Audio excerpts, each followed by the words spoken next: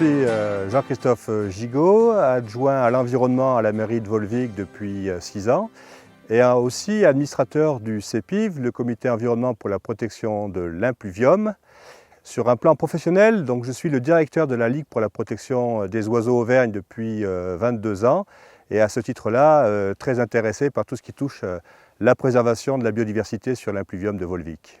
Le CEPIV a été créé en 2005 afin de préserver l'impluvium et de rassembler les forces des 4 communes que composent le territoire de l'impluvium de Volvic et puis la Société des eaux de Volvic. L'action du CEPIV s'exerce à différents niveaux. Alors, sur l'aspect agricole, on a cherché à travailler avec les agriculteurs pour faire en sorte que les lisiers et fumiers issus de leur activité agricole soient compostés.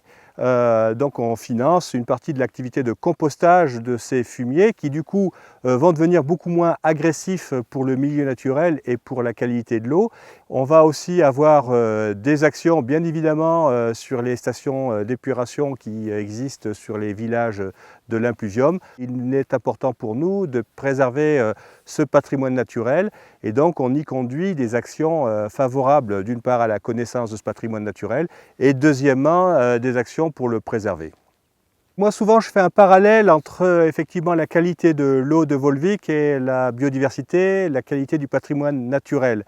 Je considère qu'à partir du moment où ce qui est en surface est préservé, qu'on y rencontre une très grande diversité écologique, eh bien on a la garantie que l'eau qui s'infiltre dans le sol va être de même qualité. Là où je trouve une vraie richesse, c'est le fait d'avoir réussi à faire partager ma connaissance de la nature et ma volonté de protéger notre environnement à l'ensemble du conseil municipal de Volvic par exemple, à l'ensemble des élus qui siègent au sein du CEPIV et puis même au sein de la population par des actions de sensibilisation.